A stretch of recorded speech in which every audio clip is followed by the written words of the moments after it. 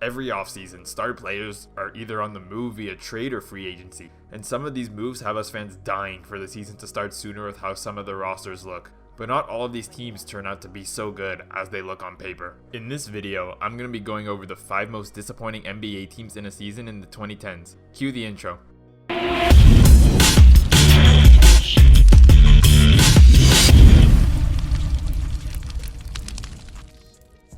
So before the video starts, the criteria for this list are that none of these teams reached 50 or more wins during the regular season, did not make it past the second round of the playoffs, and were either title contenders or potential to win their conference. Without further ado, let's get right into this. Number 5, the 2012-2013 Los Angeles Lakers. The Lakers in the Kobe Bryant era were one of the biggest teams in the NBA and one of the biggest teams in all of sports. The Lakers had just got bounced out of the playoffs the year prior to the up-and-coming Oklahoma City Thunder in 5 games. This series was not even close, as a young core of Kevin Durant, Westbrook, James Harden, and Ibaka were too much for Kobe and the Lakers to handle. The Lakers knew they had to make some moves to contend for another championship, so they acquired Steve Nash and Dwight Howard in the same offseason without really giving up too much. Mind you that Dwight was coming off a back injury and Nash was 38 at the time. But going into that season, we all thought this Lakers team was a title contender with the looks of Kobe Bryant, Pau Gasol, Dwight Howard, Steve Nash, and Metta World Peace. However, this team would be an absolute disaster from the very beginning.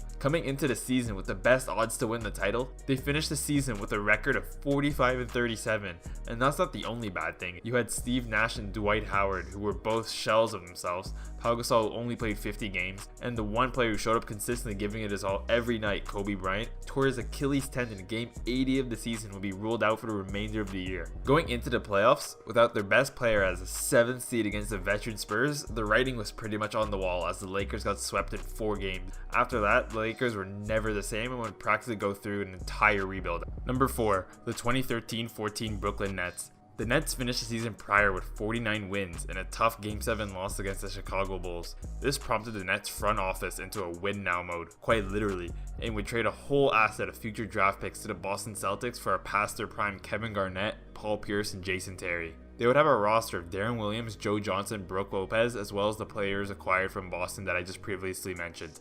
This would not improve the team at all, as they finished with a worse record than the year prior, with a 44-38 record. Even though they did make it past the first round of the playoffs against the Raptors, they would be shut down by the Miami Heat's Big 3 in 5 games. Looking back, not only was this one of the most disappointing teams of the 2010s, but one of the worst trades of all time, as the Nets gave up all their future draft picks for 3 past their prime 1-year rentals. Number 3, we got the 2016-17 New York Knicks. Do you guys remember this Knicks team of Carmelo Anthony, Kristaps Porzingis, D Rose, and Joakim Noah? Don't lie, we all thought this team was going to do better than they actually did. They had Kristaps going into his second year after an amazing rookie season, Carmelo, who was still Carmelo, and their new additions in D Rose and Joakim Noah, in which they acquired in the 2016 offseason. However though, this team was a disaster from the very beginning. Many people expected this team to make a push in the East, at least make the playoffs, but they finished with a disastrous 31-51 record and finished 11th in the Eastern Conference. Joakim Noah had a disastrous season, averaging 5 points per game after signing a massive 4-year $72 million contract. The other 3 stars in Rose, Carmelo, and Porzingis did well though, all averaging over 18 points per game for the season. This team would blow up their roster the very next offseason though, as D Rose left in free agency. The Knicks traded Carmelo Anthony to the Oklahoma City Thunder, which leads me right to my next team on this list, which is the number 2, 2017-2018 Oklahoma City Thunder. Remember when this OKC team formed a big 3 of Russell Westbrook, Paul George, and Carmelo Anthony not even a full 2 years after the departure of KD? At the time, this team looked like one of the best teams in the league and could maybe even contend with the Golden State Warriors. They acquired Paul George via trade from the Indiana Pacers out of nowhere for Victor Oladipo and Domantas Sabonis.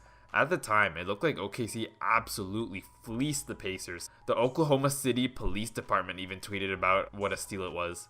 This team would not turn out so good though, as they finished the season with a 48-34 record, only a 1-win improvement from the year prior, and their loss to the Utah Jazz in the first round of the playoffs in 6 games was just a huge slap in the face for them after their disappointing season. Westbrook and PG-13 did respectively have good seasons, with Russ averaging a 25-point triple-double and Paul George averaging 22 points per game. Carmelo did have a massive drop-off year though, with his points going from 22 to 16. It was so bad that they were considering bringing Carmelo off the bench for a time, and Carmelo would just laugh at it. The Thunder would let Melo go the year after and would run it back with just PG and Russ.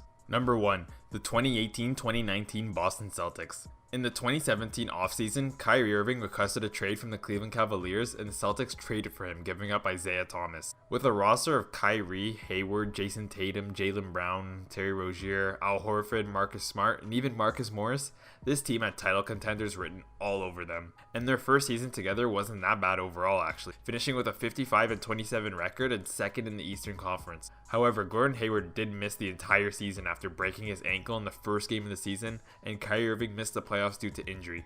They were one win away from the NBA Finals but lost to LeBron James and the Cavaliers in Game 7 of the Eastern Conference Finals. However, next season is when things didn't start to go so well for them.